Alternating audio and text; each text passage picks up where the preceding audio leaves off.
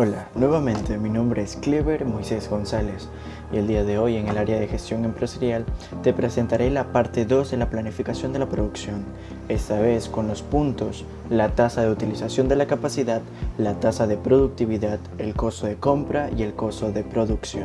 Subsiguientemente en esa primera sección tenemos la tasa de utilización de la capacidad, que según la Inversopedia 2020, esta mide la proporción de la producción económica potencial que se realiza realmente, visualizados como un porcentaje, los niveles de utilización de la capacidad, los cuales dan una idea de la holgura general que hay en la economía o en una empresa en un momento dado.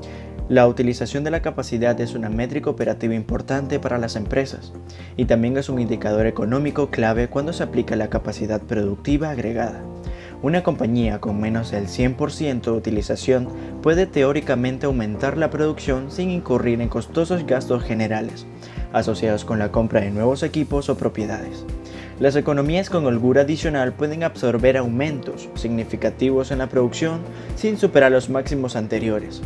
El concepto de utilización de la capacidad se aplica mejor a la producción de bienes físicos que son más fáciles de cuantificar. Esta se calcula como producción real sobre producción potencial multiplicada por 100, obteniendo el porcentaje del índice de la utilización de la capacidad. La utilización de la capacidad corporativa. La utilización de la capacidad es importante para evaluar la eficiencia operativa actual de una empresa y ayudar a iluminar la estructura de costos a corto o a largo plazo. Se puede utilizar para determinar el nivel al que se incrementan los costes unitarios. Por ejemplo, imaginemos una compañía X. Actualmente esta produce 5.000 gadgets a un costo de 50 centavos de dólar por unidad.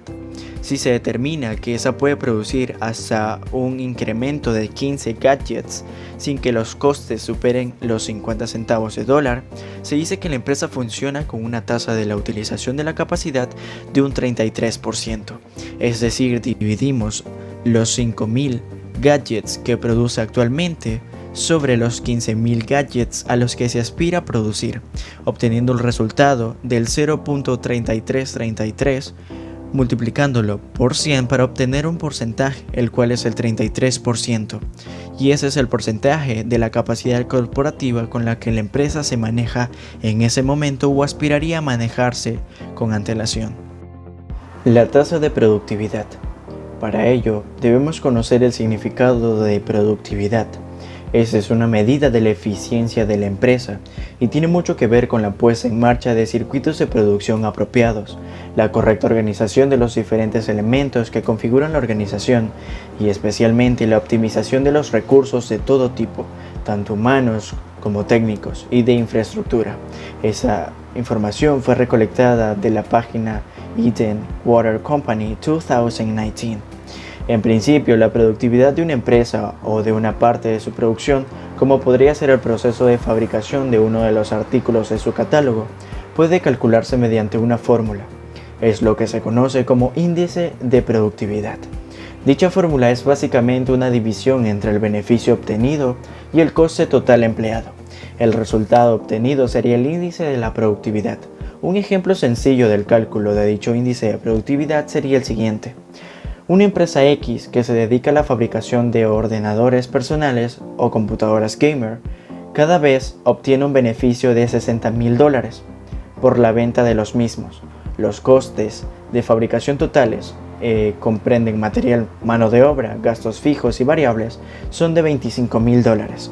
En ese caso, la fórmula de obtención del índice de productividad sería 60.000 entre 25.000, dando como resultado un índice de productividad del 2.4. Por lo tanto, ese índice, contra mayor sea, más positiva será la rentabilidad y productividad de la empresa. Al igual que todo, la tasa de productividad encuentra o nos entrega beneficios muy importantes. Esa nos permite saber si la empresa está consiguiendo la rentabilidad adecuada. Permite detectar errores o áreas de mejora de cara a aumentar la eficiencia, rentabilidad y productividad de la empresa. A su vez, es un índice idóneo para definir objetivos a partir del mismo. Por ejemplo, mejorar dicho índice en un porcentaje determinado dentro de un plazo o plazos definidos. De igual manera, surge la pregunta: ¿cómo podemos aumentar el índice de productividad de nuestra empresa? Para ello existen dos grandes estrategias, las cuales son reducir los costes a bien o aumentar los ingresos, ofreciendo productos o servicios de mayor calidad. La reducción de costes, para ello existen múltiples formas de reducir dichos gastos dentro de una empresa. Entre ellos son bajando salarios, prescindiendo de personal o comprando materias primas más baratas. La reducción de costes como concepto teórico es una buena forma de aumentar nuestro índice de productividad, siempre que consigamos mantener el nivel de ventas, calidad, precio. Aumentar las ventas. También es posible mejorar el índice de productividad de la empresa, manteniendo, y en algunos casos incluso aumentando los costes. Pero para ello es necesario elevar los beneficios aumentando el número de ventas, y eso se puede conseguir invirtiendo en técnicas de infraestructura más eficaces, aumentando la calidad de nuestros artículos y o servicios, poniendo en marcha campañas efectivas en marketing y publicidad, mejorar o mejorando la distribución, incorporar a nuestra plantilla a los mejores profesionales dentro de la empresa, motivar e incentivar a nuestros propios trabajadores, poner en práctica planes de formación y capacitación y aplicar estrategias de mejora continua. Costo de compra o precio de adquisición. Ese es el valor por el que se registra contablemente dicha compra. Por tanto, es fundamental conocer cómo se calcula el precio de adquisición para realizar una valoración correcta de la adquisición. Información rescatada de Economipedia 2020. La valoración del precio de adquisición incluye una serie de elementos. El principal es el precio de venta del objeto que se adquiere, es decir, el valor por el que el vendedor vende la mercancía. Sin embargo, para determinar el precio de adquisición hay que incluir una serie de elementos directamente relacionados con la operación. En primer lugar tenemos los descuentos por adquisición. En ocasiones, el vendedor realiza una serie de descuentos sobre el precio de venta. Esos descuentos disminuyen el valor de la adquisición para el comprador. Los gastos de transporte. Si el transporte de la mercancía lo paga el comprador, hay que incluirlo dentro del precio de adquisición, generando un incremento del precio original. Los impuestos y otros tributos, salvo el impuesto sobre el valor añadido o IVA. En el precio de adquisición se incluyen todos los impuestos u otros atributos, por ejemplo, impuestos especiales, pagos en aduanas, etc., con excepción del IVA, que se contabiliza de forma independiente. Al igual que cualquier otro gasto directamente relacionado con la compra, siempre que sea asumido por el comprador. Como norma general, se incluye cualquier gasto sin el cual la operación no hubiera podido realizarse, por ejemplo, los seguros o gastos por comisiones, etc. Por lo tanto, se puede comprobar que el precio de adquisición es el coste efectivo de la operación de compra. Ese no se limita únicamente a la contraprestación directa del objeto de la compra, sino que se incluyen, como acabamos de explicar, todos los elementos indirectos indispensables para que la compra se realice. Costo de producción o costo de operación es el gasto necesario para fabricar un bien o para generar un servicio. De esa forma, el costo de producción está relacionado con aquellos gastos necesarios, quedando fuera otros como los financieros. Este suele incluir la materia prima y aprovisionamientos, la mano de obra directa e indirecta, y otros costos de gestión como amortizaciones, alquileres o gastos de asesoramiento. Dentro de ello encontramos elementos del costo de producción. Como hemos mencionado, existen tres elementos claves en el costo de producción. El primero, es la materia prima y aprovisionamientos.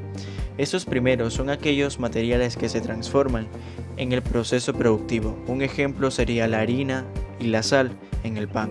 La segunda son los que no se transforman, pero son necesarios, como las bolsas plásticas en las que se comercializan algunos bienes.